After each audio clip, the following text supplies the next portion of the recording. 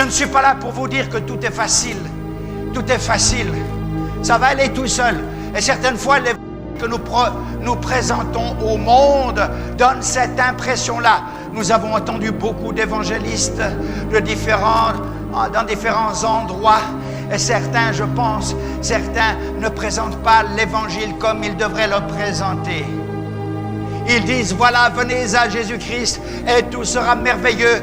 Vous aurez une vie merveilleuse, tout sera fantastique, etc., etc. C'est vrai, c'est un aspect. C'est un aspect. Mais il ne faut pas oublier l'autre aspect qui est celui du combat, qui est celui de la lutte, qui est celui des problèmes provoqués par l'ennemi qui veut nous récupérer pour lui.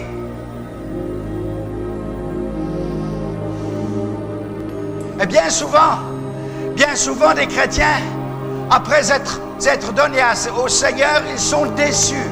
Pourquoi? Je pensais que tout irait bien, mais depuis que j'ai accepté Jésus-Christ, j'ai des combats, j'ai des luttes que je ne connaissais pas avant.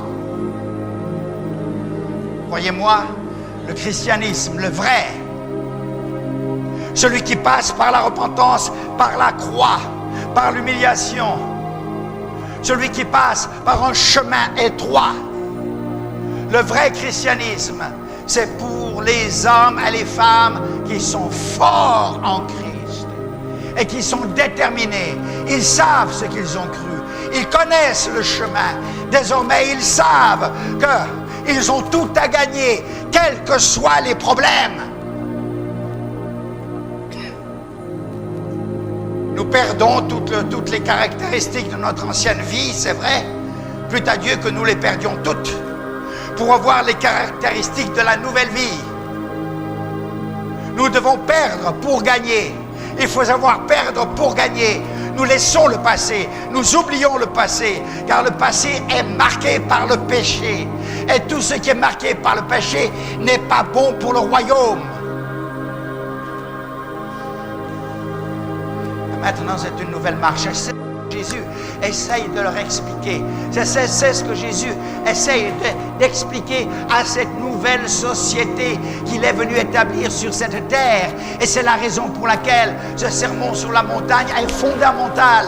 Il est le fondement même du tout vrai christianisme. Et là, nous en sommes à l'introduction seulement.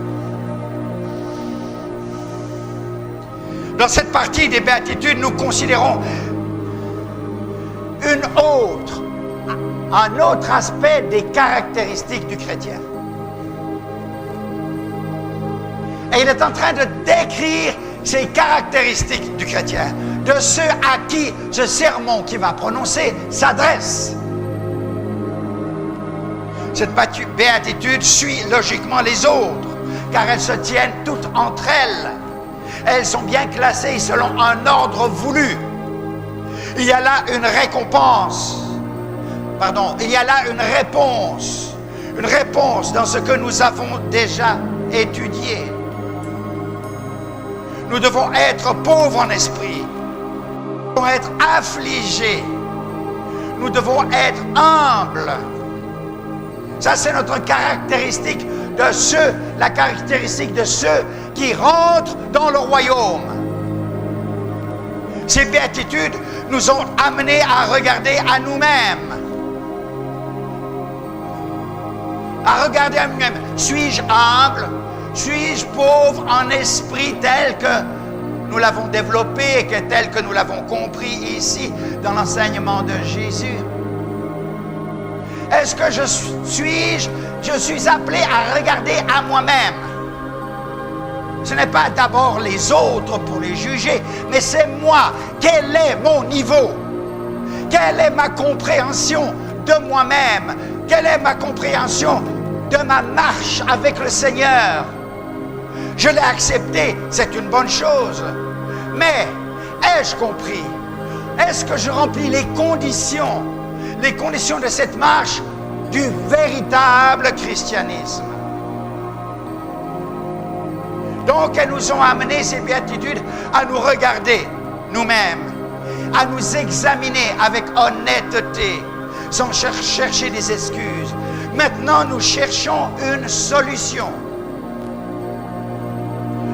Nous avons vu notre incapacité. Nous avons reconnu notre faiblesse. Nous avons vu nos faillites dans les choses spirituelles. Nous avons été si lents à apprendre et à nous élever à ce niveau spirituel.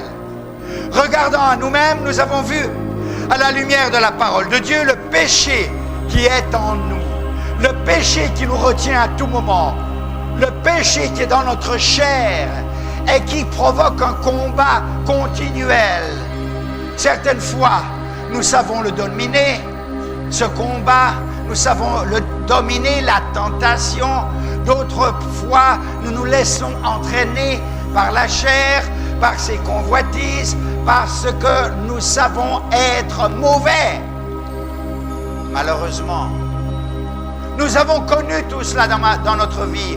Pourquoi puis-je en parler? Eh bien, parce que je ne suis pas différent de vous. Et ce que je dis là, c'est ce que j'ai expérimenté moi-même. C'est ce que j'ai vu dans ma propre vie. Cette lutte, ce combat continuel. Mais Jésus a bien dit, celui qui vaincra, je lui donnerai la couronne de la vie. Merci Seigneur de ce que tu ne m'abandonnes pas et ne me juges pas et ne m'écrases pas dès la chute, la première chute ou la deuxième chute ou la troisième chute. Ce que tu me demandes de moi, Seigneur, que quand le Saint-Esprit parle à mon cœur, je le reconnaisse et je m'humilie et je revienne à toi. Et désormais, l'expérience du passé va me servir pour le présent. Quand une autre occasion se présentera, je me souviendrai. Voilà, je m'étais laissé aller. Voilà, j'avais cédé. Maintenant, c'est fini. Maintenant, c'est fini. Que dit la parole de Dieu? Nous avons un avocat auprès du Père, Jésus-Christ le juste. Pourquoi? Eh bien, tout simplement, chaque fois que nous chutons d'une façon ou d'une autre, que nous manquons à notre devoir ou à notre marche, l'ennemi nous accuse auprès du Père. Il nous accuse. C'est un accusateur. Oui, tu vois, Jacques Verneau, oh, tout le monde a une bonne opinion de lui, mais en réalité, moi je le connais. Tu l'as pas vu là, ses sentiments d'orgueil. Tu n'as pas vu là sa façon d'être. Tu n'as pas vu là. Et Jésus se lève. Mon sang a coulé pour Jacques Verneau. Il est revenu à moi. Je l'ai vu prier quelque part là. J'ai vu son cœur devant. Et son cœur est un livre ouvert devant mes yeux. Et il a pleuré. Il est couvert par mon sang. Il est pardonné. Alléluia. N'endurcissez point vos cœurs. La Bible nous dit, juge-toi toi-même afin de ne pas être jugé. Ah.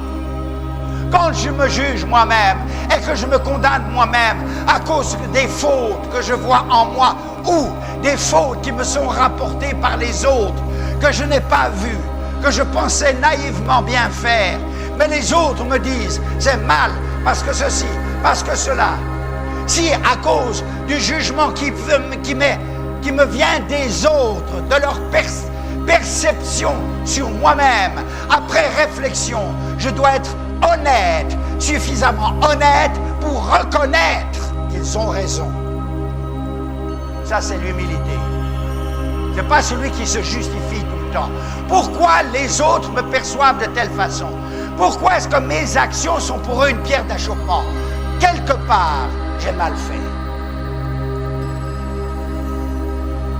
Et c'est ainsi que nous marchons, frères et sœurs. Nous marchons. Maintenant, en Christ, nous avons la solution. Nous avons vu notre incapacité. Nous avons vu notre faiblesse. Nous avons vu nos faillites spirituelles. Nous avons vu tout cela. Et regardant à nous-mêmes, nous avons vu, à la lumière de la parole, le péché. Le péché qui est en nous, malheureusement. Et nous sommes troublés de notre état et de la misère dans laquelle nous sommes, qui est la cause de cette misère, de cet égoïsme.